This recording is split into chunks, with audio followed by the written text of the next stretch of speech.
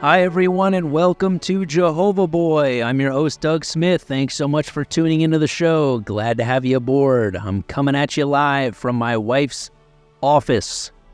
I know you're probably thinking, why isn't it your office? You guys are married. You live together. Don't you share an office like you share everything else? Like you share your bond in holy matrimony? Well, some would say that would make the most sense, but I say whoever actually earns money through their use of the office gets to claim ownership of said office. So I defer ownership of this office to my wife, but I am a grateful squatter, and I'm glad she lets me use it from time to time to bring you this bitchin' podcast that I'm so grateful to have you supporting. If you join the Patreon, which we'll get to in a bit as to how to do that, you'd be able to watch this podcast and see for yourself that my wife currently has not one, not two, but 3 pairs of reading glasses on one surface, on one 12-inch diameter coffee table. And I understand that when folks go down the road of reading glasses, oftentimes they have multiple pairs. You keep one pair in every room in which you may require them. And I'm not trying to dog on her eyesight. I don't have reading glasses. I do have contacts. I wear contact lenses. I have since I was 12 years old. Got glasses when I was 9. I have 2400 vision. Do you guys know what that means? I'm legally blind. 2400 vision means what most people can see from 400 feet away, I cannot see unless I'm 20 feet in front of it. So if you were to lead me just a few blocks away from here and give me a couple dizzy izzies and take my contacts out, I would not get home. I would need a trustworthy Labrador retriever to lead me home, or I would be wandering around aimlessly forever. So I'm not one to dog on anybody's eyesight, but the 3 pairs of glasses in one place, I think, may be a sign of early onset Alzheimer's. So I apologize if I'm distracted at all right now. I am a little concerned about my wife's well-being. She's not even 50 years old, and 3 pairs of reading glasses in one place. But anyway, that's neither here nor there. Folks, I am so thrilled to announce today's guest. I've been wanting to get this guy on the podcast from the very get-go, from the incarnation of this podcast. This whole podcast was founded on the hope of being able to speak to this guy. We have quite a few mutual friends and peers, but our paths have never crossed for some reason or another, probably because there's 8,000 comics in New York City. And I was going for a comically high guesstimate there, an exaggerated number, but I just realized that I don't even think that's off base. I'd say there's at least 8,000 comics in New York City, air quotes. I may actually be lowballing it. How disgusting is that? 8,000 people trying to make a go at it. I think I just convinced myself to quit stand-up comedy. That's too many fucking people. Anyway, there's a lot of different pockets, cliques, circles, scenes, and for some reason or another, despite many mutual friends, peers, our paths never crossed. But one of our mutual buddies, Ari Shafir, my very first guest on this podcast. If you haven't listened to episode one, go back and check out Ari. He's a wonderful guy, wonderful comic, great guest. He said, "Hey, man, you got to have Kurt on." I was like, "I never met Kurt." He goes, "I'll put you in touch. Get like 10 episodes under your belt, and I'll put you in touch." And so I'm, well into the pod at this point. What are we, about 6 months in? I got more than 10 eps under my belt. I think things are going pretty well. So I was like, Ari, what about that Kurt intro? Let's make it happen. And he did. He introduced us, shot him a text. He said, let's do it. So I got to talk to the man, the myth, the legend, Kurt Metzger. And Ari prepared me wisely. He said, hey, Kurt will be happy to talk to you, but good luck getting a word in edgewise. And that was a pretty astute foreboding of what was to come. Here's the thing. Kurt and I have more parallels than I even even imagined. Not only is he an ex-Jehovah's Witness, first and foremost, that's why I wanted to have him on the show. I'm sorry if I admitted that from the get-go. Ex-Jehovah's Witness, comedian, and not only that, he went to art school for 2 years. Animation major, dropped out right before finishing his second year. We were in the Jehovah's Witness organization for the same length of time, left, went to art school, dropped out of art school at the exact same time to pursue stand-up comedy. Crazy parallels. But I was aware of Kurt and his Jehovah's Witness status when, I'm going to fuck this date up, but I think his album, I can't remember, I don't even want to say the date, but his album special, White Precious, the cover of this album outed him as a Jehovah's Witness immediately. If you know, you know. I'm sure some people saw this cover and were not able to put two and two together, but the cover of this album, White Precious, which, beautiful name, by the way, genius, shows him illuminated from the back, kind of a celestial light illuminating him from behind as he stands there in a button-down white dress shirt, necktie not slightly askew, holding a faux leather briefcase, holding 3 pamphlets, not with Watchtower and Awake on the front, but title of the album, White Precious, and it just glaringly obvious, oh, this guy's an ex-J-Dub. This is a perfectly accurate depiction of what we looked like and the literature that we distributed growing up. So, and he talks about it. He talks about Jehovah's Witness shit in the on the album special. I can't remember if it was released as a special or just an album, but I only listened to it as an album. But yeah, it was very obvious that he was raised Jehovah's Witness. He shared some tales about it, and then a few years later, he appeared on This Is Not Happening, and his episode is titled Jehovah's Witness Drama. So, you know, one thing after another, I was like, man, I gotta talk to this guy. We gotta trade war stories. And it was a pleasure to finally make it happen.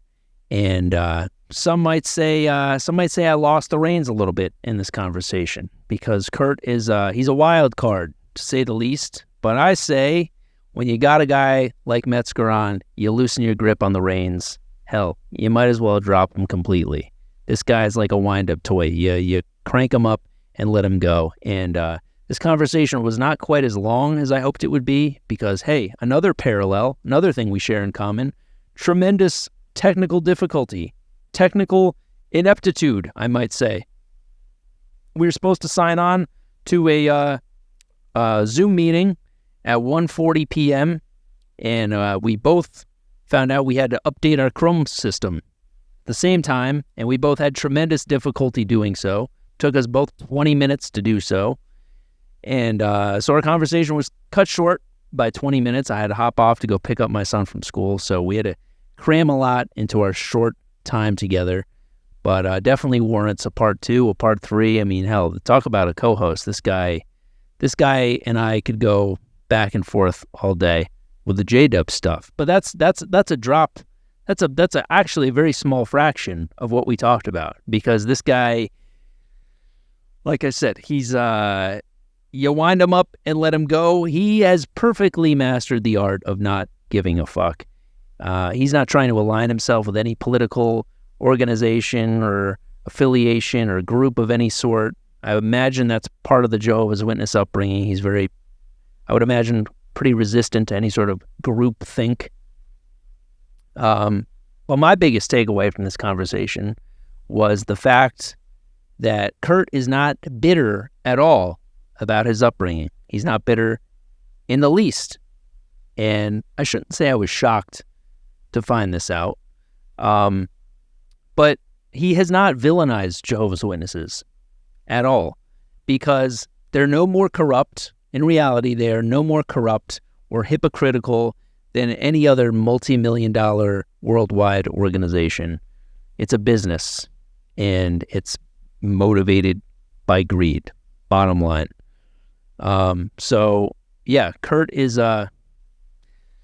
he's very much his own guy, and it's pretty cool. It's pretty cool to see that coming up, being brought up the way that we were with so much fear and self-doubt and questioning your own identity, trying to form your own identity. He is a fully formed individual, to say the least, and he is very confident and content with who he is, and he is not making any apology for that whatsoever. It's very, very refreshing and inspiring. If you are a Jehovah's Witness that is stuck in this organization that's like, oh my God, can I really be myself?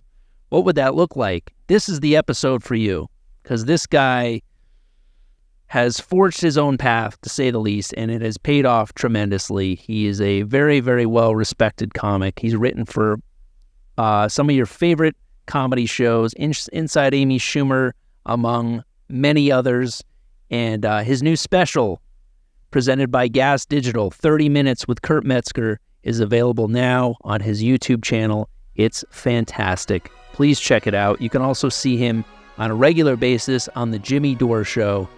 The man, the myth, the legend. Ladies and gentlemen, please enjoy my conversation with Kurt Metzger. This is Jehovah's Day. What's up, man?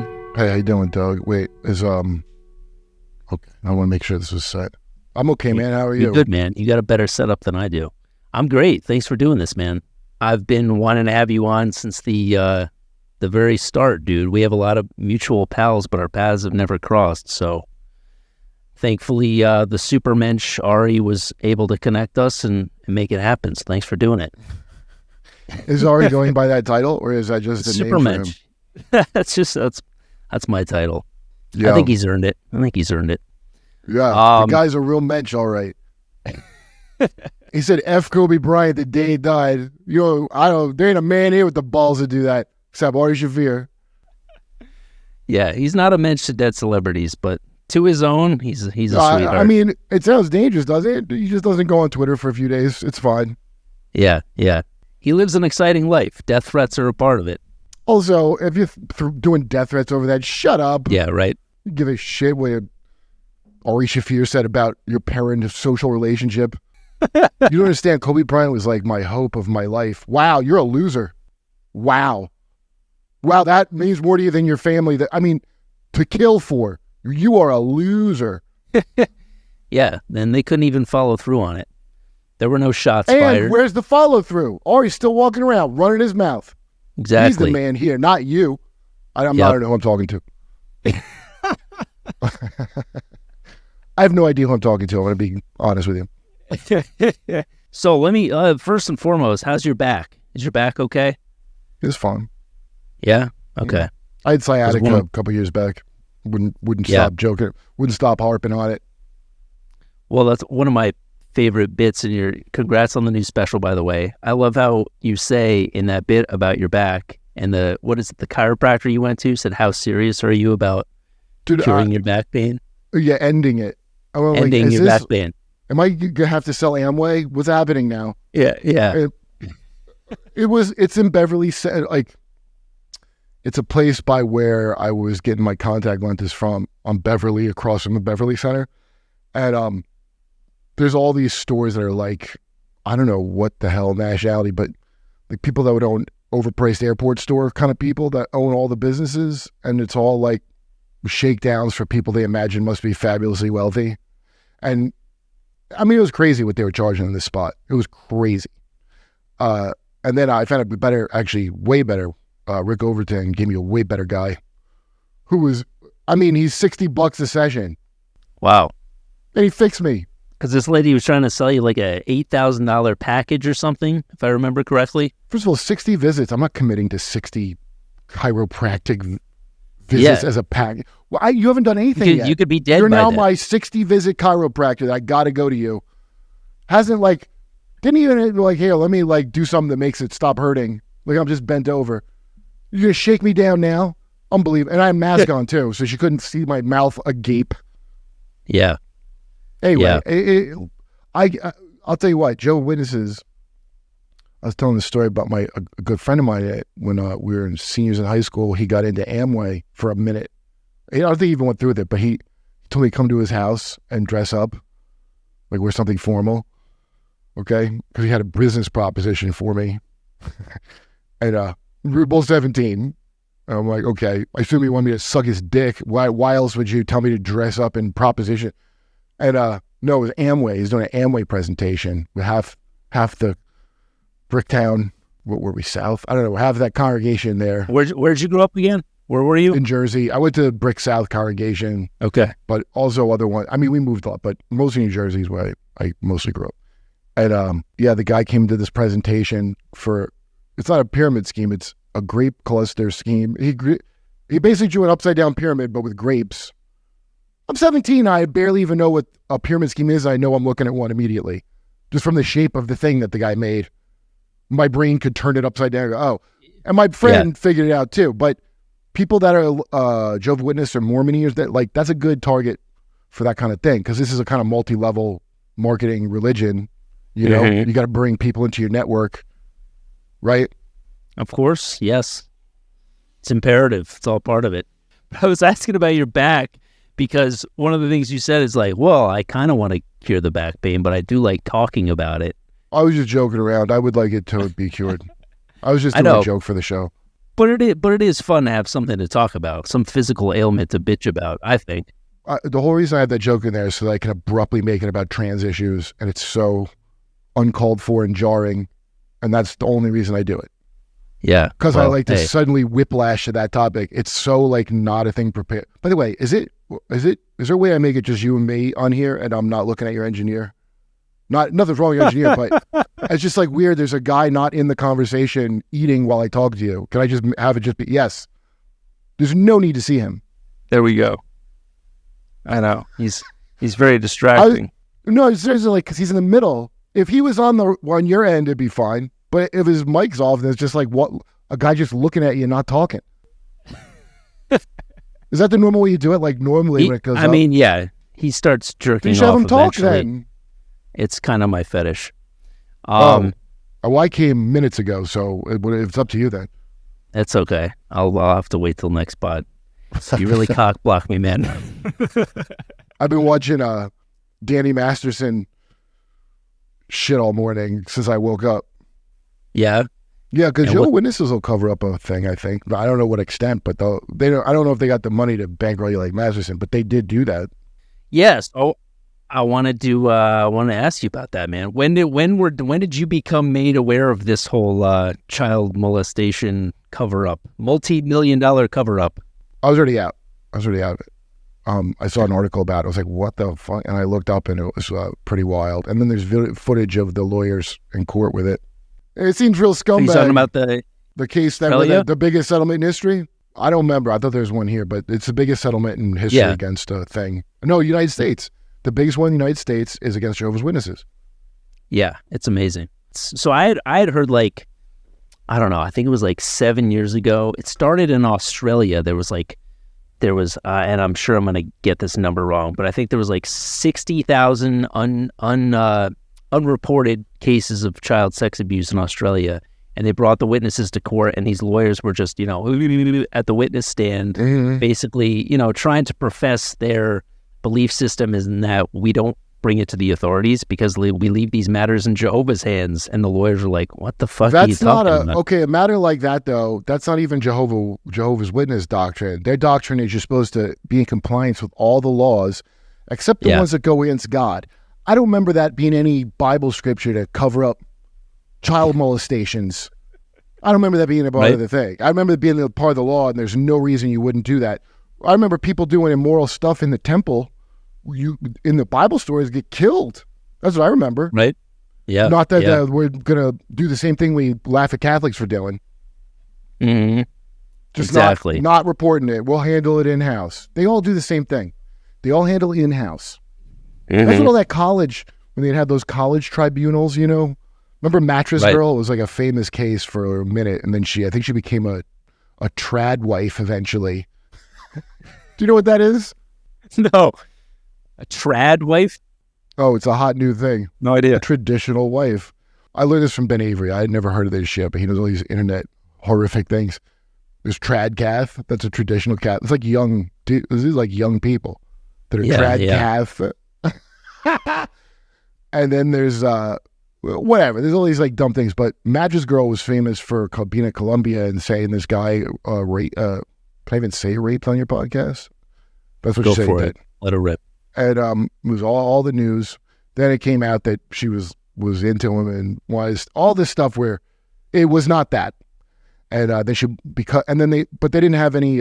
They had a hearing. I think this guy was even allowed to speak at it, and he's just expelled from the school. So he sued. I'm pretty sure the guy won his lawsuit, as he should.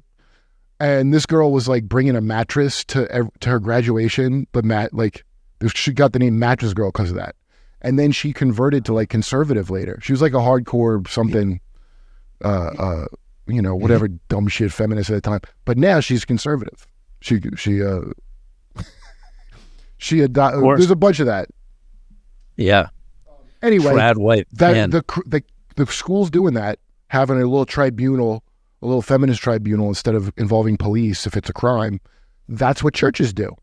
It's not to help anyone. It's to protect. So the school doesn't sound like a place where you send your daughter and put her in debt for life and she's going to be raped. They don't want that to get around. They want to be like, yeah, we handle it. Don't worry. But nothing's actually being done. It's still a bunch of kids getting drunk. It's still like because they sell that. They sell it to overprice the schools. Is like this is so it's all the same thing. Jehovah's Witnesses or Scientologists. It's always like protect the organization right up to the highest levels of government. Protect the reputation of the government. Protect whoever you're supposed to be a punk your whole life. A sheep, like they used to tell us to be in Jehovah's Witnesses. A fucking sheep. What happens to sheep? They get fleeced and fucked and eaten. That's what we do with sheep. Yeah. Yeah. Well, yeah, we are the other sheep, right? If you're not of the 144,000, the other sheep. Yeah, everybody's sheep. Even if people ain't sheep in our thing, are sheep. That's just how you're conditioned from birth. Exactly. But the witnesses were apparently paying this, and this further proved to me how much money the witnesses have, how far our donations went. They were paying $4,000 a day. They wound up spending $2 million total to basically delay these court proceedings because they were asked to turn over these files. Because I guess there's like these blue Someone folders. smuggled them out, didn't they? Yeah. Someone smuggled the files out. It was like a fucking Watergate type thing. People like broke into Kingdom Hall. Yeah. Yeah. It's pretty badass. Yeah. Somebody probably believed in the thing before they saw how it is. Yeah, exactly. So, but I had no idea. And one of the guys in this documentary, this prosecuting attorney, he was like, "Oh yeah, Jehovah's Witnesses have the Catholics beat by a mile in terms of in terms of unreported cases." And I had no idea. Did you see? Did you see or hear any shit like when you were growing up? One of my best friends growing up was molested in a Kingdom Hall repeatedly, but it was by a kid who was like 11 or 12, and he was like 5 or 6. And then his family just moved to our congregation. Now, I didn't find out about this until I was like 18. And he had to be like 21 when I found out about it. Wow. But I didn't think of it as an overall, it's like an older kid and him, and like, so I didn't think of it, I have no idea what you're supposed to do in that kind of situation where an 11-year-old and a 5-year-old, like, two kids. Do you call it, but something's going on with that 11-year-old. I mean, so I didn't even think about it more than that because it was so shocking. My friend had never mentioned this before. Yeah. And anyway, so yeah, I definitely know firsthand somebody, but there's always a bunch of stuff like that, like going on. Not like molestations, but just stuff like I found all these people were like banging each other's wives. Like this is after I'd already left, but I was shocked to find out how much like there was going on that I didn't know about. Wait, what were you about to say? Those people are paying each other's wives what? Banging, like banging, a lot of adultery, that kind of thing. Like a lot of like people cheating on each other with other people in the church. Yeah. Like stuff like I don't know, Kingdom Hall After Dark. There's a lot of like that stuff that I was surprised to find out about. Yeah. Well, yeah. I mean, and I'm sure you knew countless people that probably got married as soon as they could, right? When they were 18, 19 years old, just to fuck the first person that paid attention to them. I know a bunch of people did that. Now, a few people did it. They shouldn't have 100%. You probably, if you just want, you get married because you want to have kids. That's why you get married, I think. Otherwise, why would you what's in it for you Mm-hmm. to do it. I mean, other than Yeah. it's the only way we can get laid, and that's not a good reason to get married, to get laid. I mean, they say that at least, but realistically, if you want to toe the line, That's the only grounds to get married when you're an upstanding witness, right? I mean, there is no premarital sex. well, the good Without- news is everybody does whatever they want. It turns out, so it turns out everybody just does whatever the hell they want. Apparently. Pardon the interruption, folks. We'll get back to the pod in just a sec. If you're new here and you're enjoying what you've heard so far, or if you're not new and you just haven't done so yet, please take a moment to leave a review. It's an incredibly helpful way to contribute to the show without opening up your wallet. You don't have to write a story. You don't have to compose a novella. Just a simple rating of hopefully 5 stars will suffice. Now back to the program.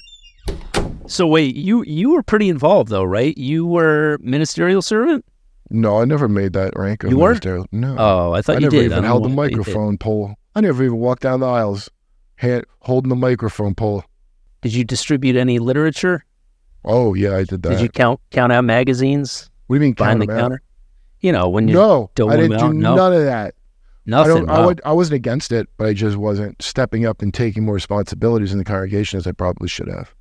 Yeah, but you were baptized, right? Yeah. Yeah. Well, what age? Well, I was 19. 19. Okay. And then how old were you when you left? 20. I was Wow. away from home, though. I was in Philly by then. Okay. Maybe I was 21 even. I don't remember. I was 20, 21. And what was the familial situation? Like, were your parents in it? You have siblings in it? I was born in it, yeah. Yeah. My both your mom's in parents? it now. Just my mom's in it. My dad's dead. My sister's not in it. My brother's not. My brother's like mad at it. You're not. It seems like I don't detect any bitterness or anger or I learned anything. some valuable lessons, man. Okay. Yeah. The first valuable, I see this all the time with people that used to be in cults. Like, it really is some kind of, if you can get, because, a lot of people, their whole life will turn on them if they leave. It's like held over. Very Scientology kind of disfellowshipped and suppressive. Jehovah's Witnesses aren't going to, hopefully, launch a Scientology campaign against you, Right. I don't know of them doing that. I just saw them being squirrely in court, but I don't know them doing a fair game CIA ops on you. Yeah, exactly. That's why whenever people say I escaped Jehovah's Witnesses, it's like, really? Did you fucking scale a wall? Were you getting shot at? I just left. Look, if you say you escaped, if you have that as a grabber for your title and then you explain it, I guess maybe that's okay. It ain't like that. But I remember being like, oh, people are going to talk. And I don't know if I was arrogant, but I was like, all right, then that's your problem. Like I at that point, that wasn't like a hold on me, because I think my parents fought so much that I didn't associate like good things. It was like a misery to me anyway, even though I believed in it, But then once I was like, what part of this is worth it to me? Like, what is worth it here? None of it. And then now I think about it like, I appreciate that I had the chance to be able to leave a fucking thing. Some people stay in the same thing, religion or whatever, their whole lives and believe it their whole lives. And those are called punks. You're a punk.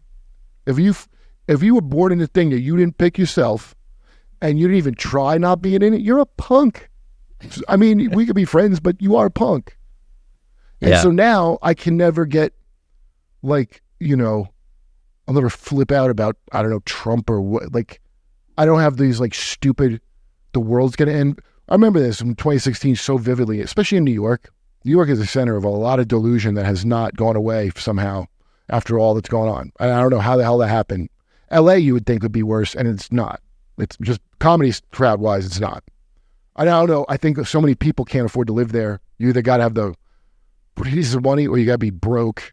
Or, some migrant they just shipped in. Those are the people left. So if you got the money, then of course you're going to be in your bubble longer. If you don't have the money, you don't know about anything.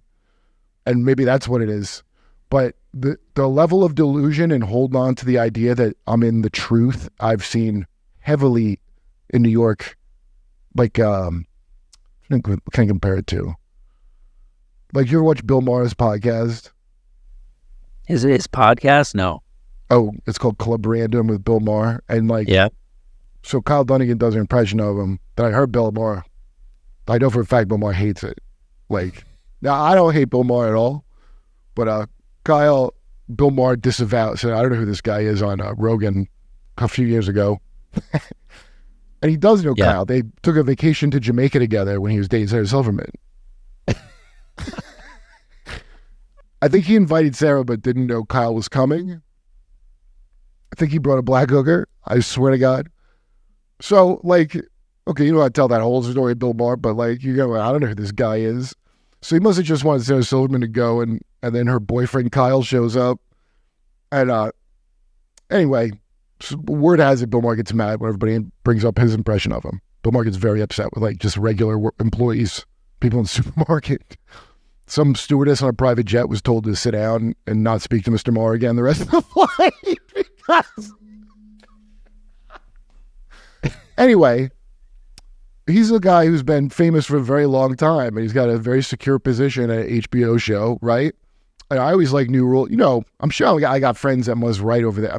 There's somebody that I'm friendly with that either wrote for him or is there now, okay?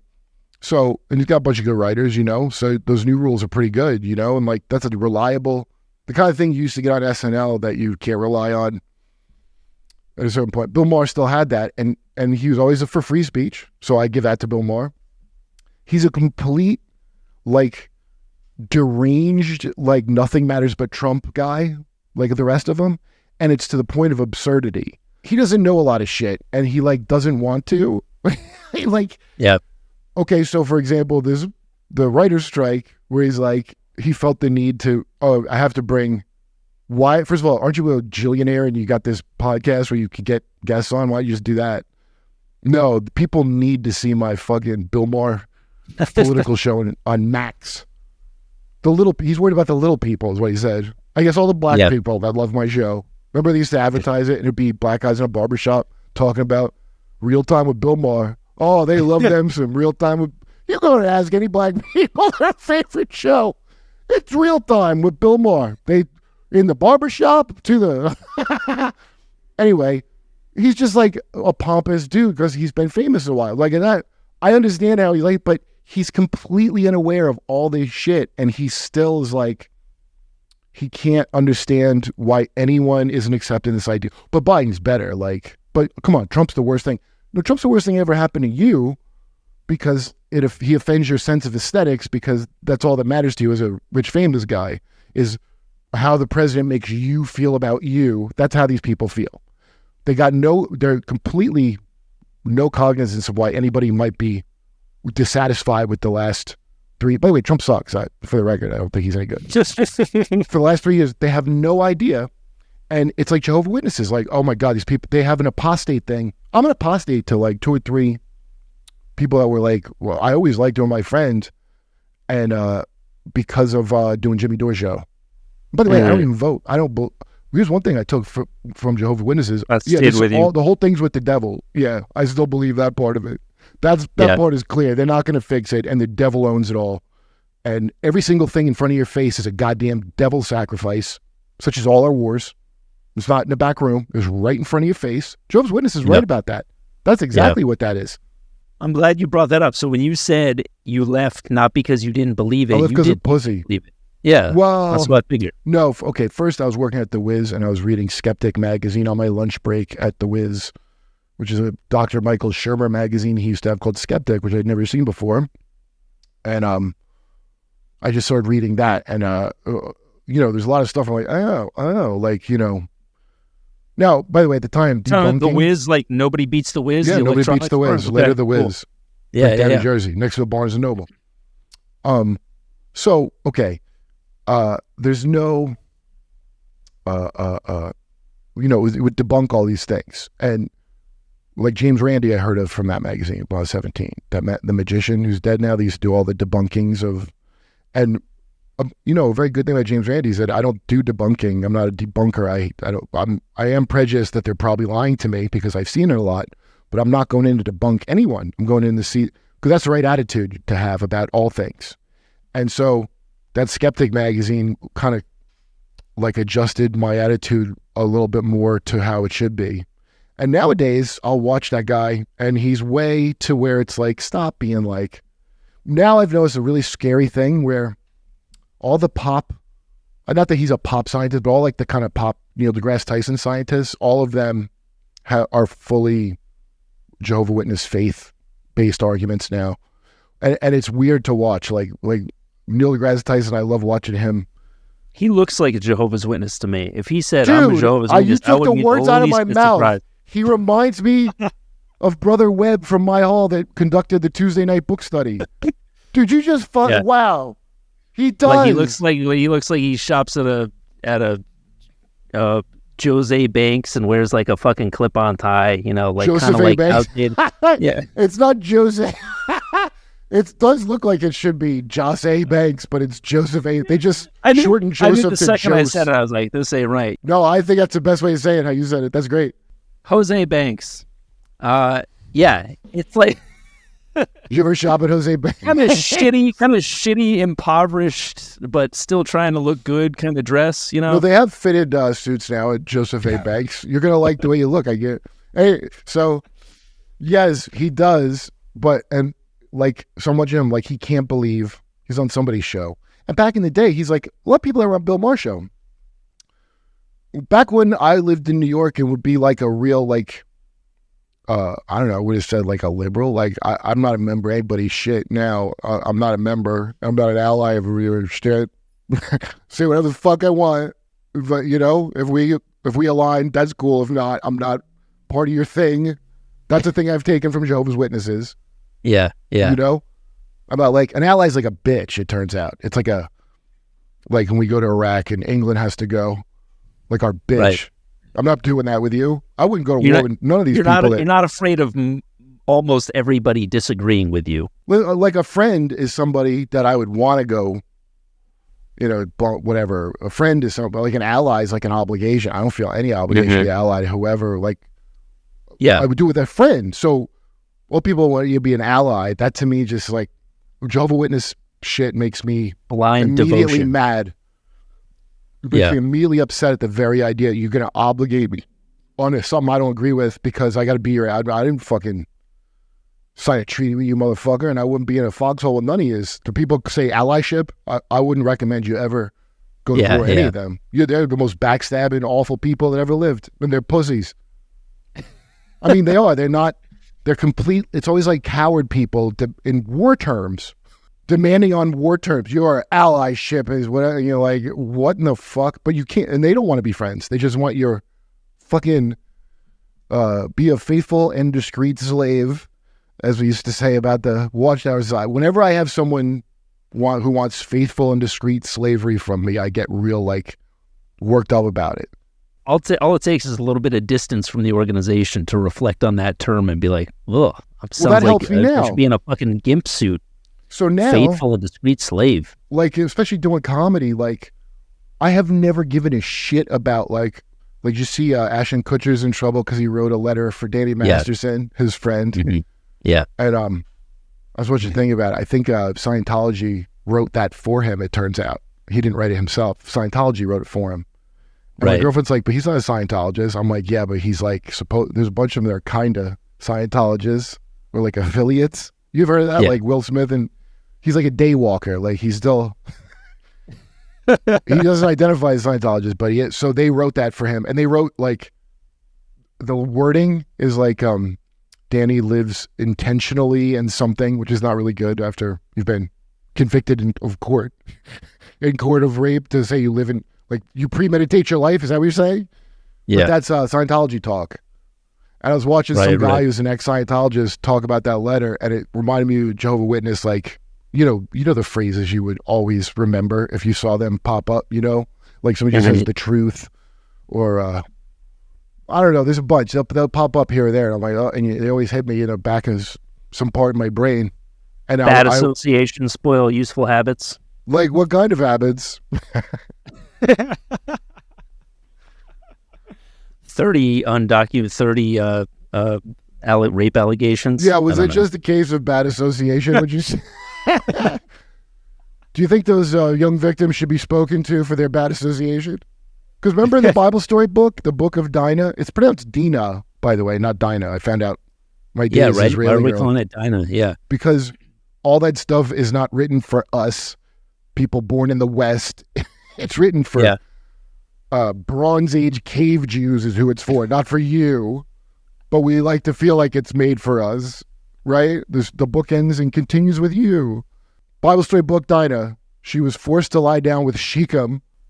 And, right? Shechem saw her. She's in the city with having bad association with her friends who were not members of the one true faith of living in tents. They were city girls. And then Shechem forced her to lie down with him. And then I guess he wanted to marry her. So he went to Joseph, her father, son of Abraham. Joseph A. Banks. He went to Joseph A. Banks.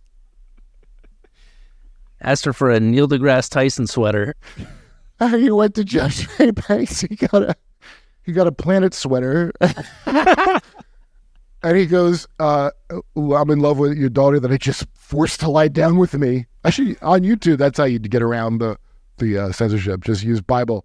He forced her to lie down. He knew her nakedness. And so he said, I want to marry your daughter. And Joseph said, okay, yeah, you can marry her, but Joseph A. Banks said your whole family has to be circumcised. I mean, just think of how crazy of a story this is. Trousers aren't going to look the same. You're going to love how you... I guarantee.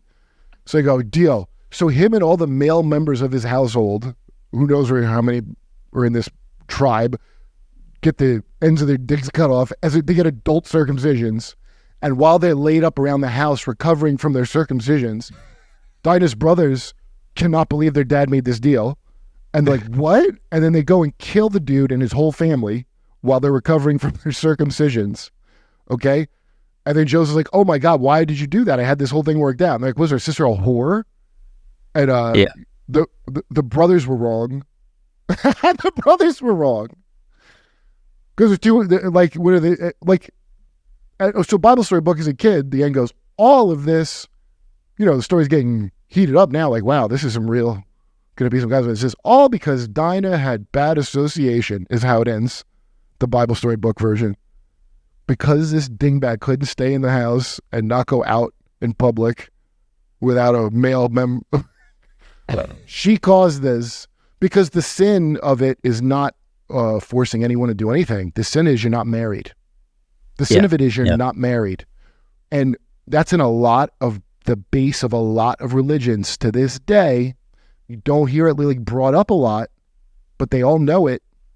They all know it, that's when people are like, why are they like so cavalier about this? Because they don't look at it as like some, if it's a pedophile thing, they don't look at it like that. They look at, fornication happened.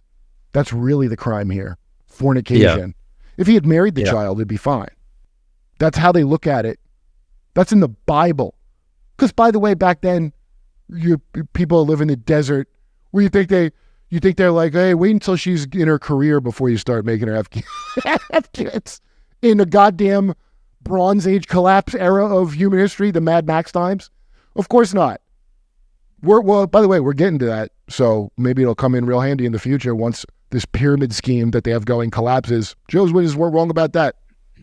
Yeah. So, I mean, that's what I was going to ask you. It sounds like would you say you mostly have positive takeaways? Would you say they were right about a lot of stuff? No, it's not them being right about shit. Okay. Here's what, nobody there talks to God better than I could talk to God. Like, I don't believe you if you told me God talked to you and not to me and told you a different thing. And he said, hey, tell him that I said it though. What did you think of the 144,000 and people partaking of the wine and the unleavened bread? Do you think that was worse shit? I thought it was, I was going to live forever on paradise. I was pretty sure I wasn't part of that remnant. I was part of the earthly remnant. Yeah. Were you excited about that prospect? I know I was ready to die at 5. If I had died for being a Jehovah's Witness at 5, I would have died happy because I didn't do nothing wrong. And I know I'm going to be raised up for sure to live in Hawaii forever and ever. It's Kauai. I found out when I went to Kauai. All their illustrations are just Kauai Photoshop? Yes. No, they're not Photoshop. The guys painted Hawaii. So when I got there, I never seen it. When daylight, it looked like the goddamn Live Forever book. Oh, that's amazing. There was one of every race high-fiving a dolphin and eating every kind of fruit on a table. Right. Yeah. So it wasn't kawaii Photoshop. It was kawaii with lions and other prey animals Photoshop, all cohabitating in a field. Yeah, a lamb and a lion were 69ing in front of us. No, and they were Jehovah's Witnesses knocking on doors when I was there. Doing that. Would you like to live in a place like this? I shit you not. Remember that pitch? You hold up to paradise? Yeah, they came to my aunt's house she rented. Would you like to live in a place like this? I think you do live like in a place like this. Yeah. You live there now. How do you sell this? That may be enticing if you're knocking on doors in fucking Yonkers. But hey, can I tell you?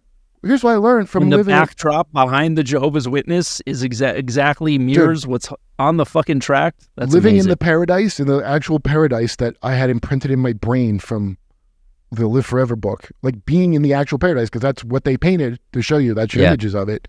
5 days is enough. Just don't do 7. Unless it's Lahaina, you want to help out Lahaina, do 7. But I mean, if you're just going for your own purposes, 5 days. Because what happens is you're like, oh, okay, I can move here when I'm dead. Then it'll be, I have like, I'm still young, so I don't want to just like, now I don't know what it just occurred to me if I lived there forever, it would become a beautiful hell that my only possible enjoyment could come from finding like meth or showing new people around. Yeah. And then finding meth. Like, it's like, it felt like, okay, this is good. I just need 5 days to go back to I don't know what's in me that I didn't want to like stay. Some people are like, I'm staying here forever and ever till I die. And they do. But also you got to have money too. But even if you're like a beach ball, it's probably pretty cool there. Sure. So you baptized when you were 19, left when you were 20. Your 21. folks were I was 21 or 22. Okay. Your family was still in it for the most part. What were the repercussions when you left? When you escaped? I had talked to my mom for like a couple months, and then we started talking again. Really? A couple months? I was in school. I was in art school in Philly. So I just You went to art school too? Wow. For what? What'd you go for? I went to SVA for 2 years for animation. Oh, I went for Animation Art Institute. No shit. Yeah, my other buddy George Lowry, who got into a bunch of my friends. Yep, and I dropped out like to do stand up in like 2 years in, so I never got a degree. Same here. That's insane. So and was that part of Leaving Witnesses too? Is that you wanted to seek higher education, which is another big no. Well, okay. We'll see. Some people accept that higher education thing, but everybody does it their own way. And my parents were not, because my dad probably could have went and done that, and he was pioneered when he was my age. But then my parents had like financial problems with their house. And they're like, yeah, you don't. My dad was like, never join the military or work with your hands if you can help it. So Jehovah's Witnesses tell you to work with your hands. Don't join the military. Yeah. It's just you break your body. I know what he meant by that. Was like you break your body, or you're in the meat grinder. So like my whole family, my mom's side, they're all like went to school and stuff, and she wasn't that type that was like, oh no, not my kids. They're gonna have. Well, she wanted us to have that. That could be a quirk of her. I don't want to say she made it pleasant to be a Jehovah's Witness, because she did not. But I went to my prom, for example, my senior prom. My mom's like, yeah, you go to your prom. And that's the thing a lot of Jehovah's Witnesses don't get to do. No shit. Yeah. Man, I go to a single school dance. The day after Christmas, she would bring me a bunch of presents. Did you have family day? Did you call it family day? We didn't really call it anything, which I like better. No? I like it. A bunch of fucking presents around Christmas. I did me as the well. Whole Empire Strikes Back, Star Wars stuff, shit with the turret. Yeah. The ice play set and a bunch of the things, and normally I'd have the little toys, but the big ships instead. They were on some discounts, so she got them all. So she would like, so I didn't, to this day, the thing I'm happy, the best part of Joe's was I never did Christmas or birthdays, so I don't have an emotional thing about it. And I really appreciate that. People I can tell how dumb somebody is if the first thing that they say about Jehovah's Witnesses that they think is like the bad part is no Christmas or birthdays. I know you're a middle to low intellect if you say that to me. Right away. I know your childlike fucking brain, that's the worst thing you could think of. Yeah. Nothing against you, but when somebody points that out, I'm like, oh, you're a little dumb. Right. I mean, honestly, that's the thing you couldn't live without.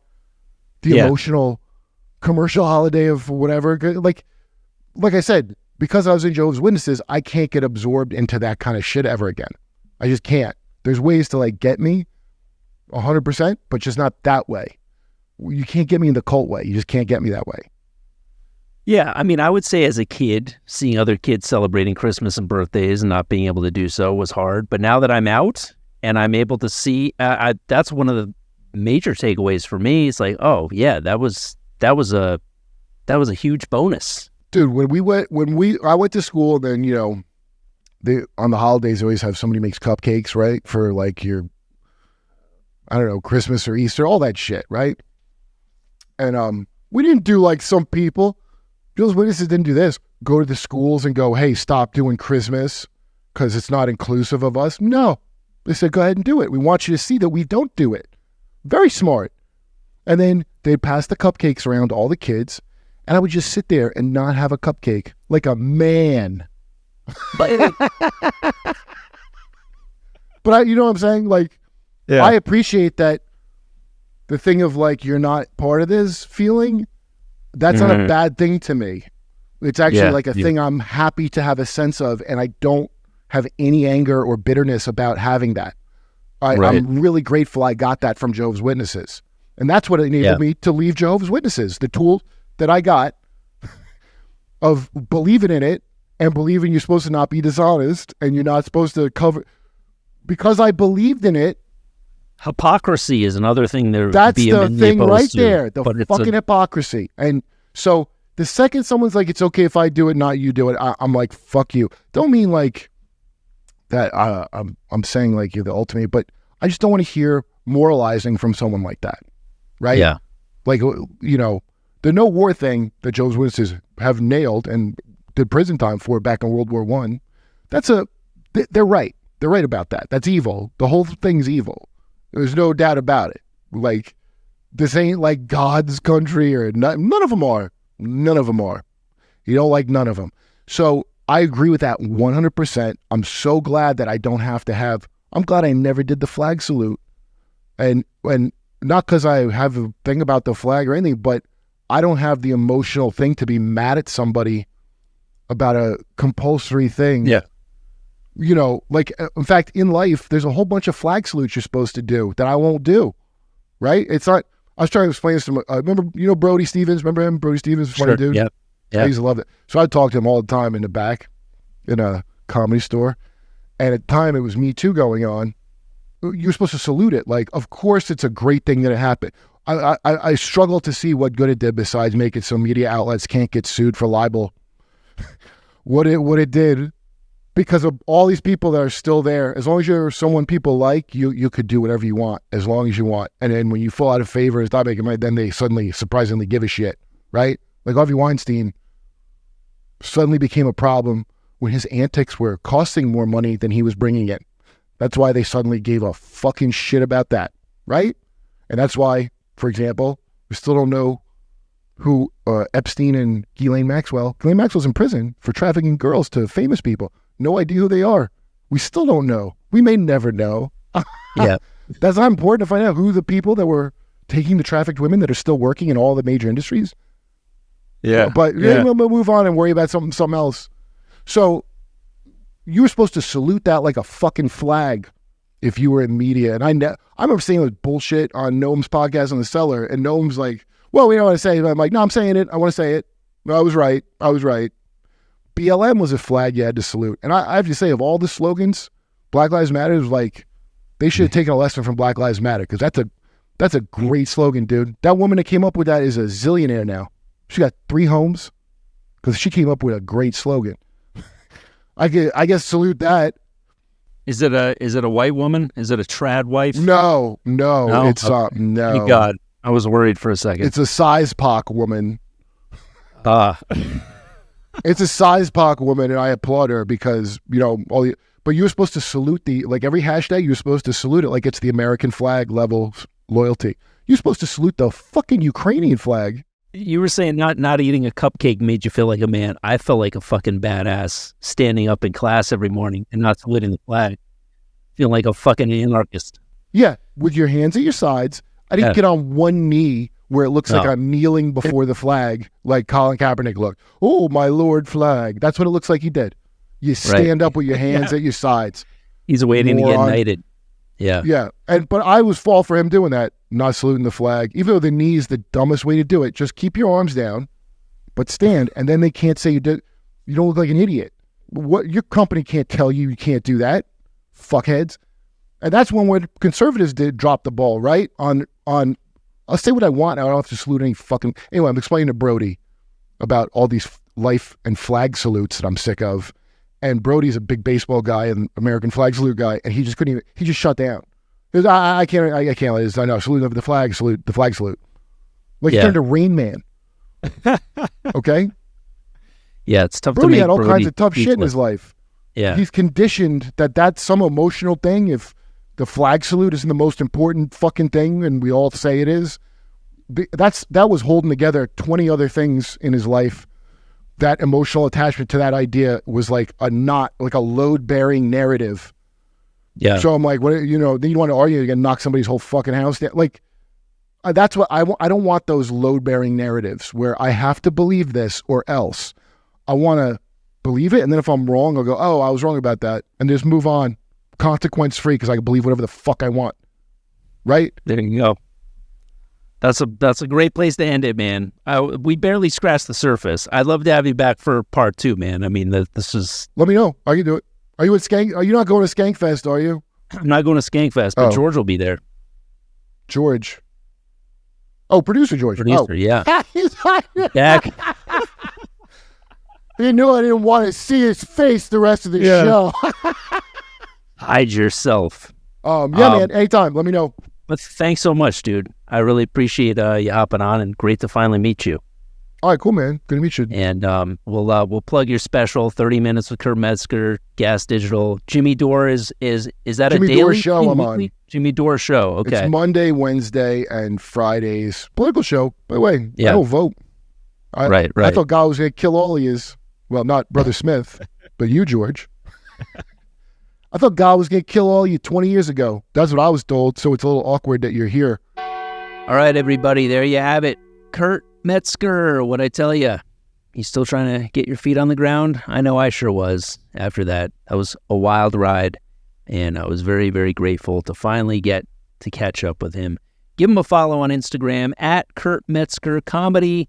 Make sure to check out that special 30 Minutes with Kurt Metzger presented by Gas Digital on his YouTube channel. Check him out on the Jimmy Dore Show. Give me a follow on Instagram @WhoDougSmith. Give me a subscribe on the YouTubes, on the Patreon. Keep that support rolling in. I really appreciate your support. Thank you so much for listening. I love doing this podcast for you, and I can't wait to see you next week. Thanks again. Goodbye.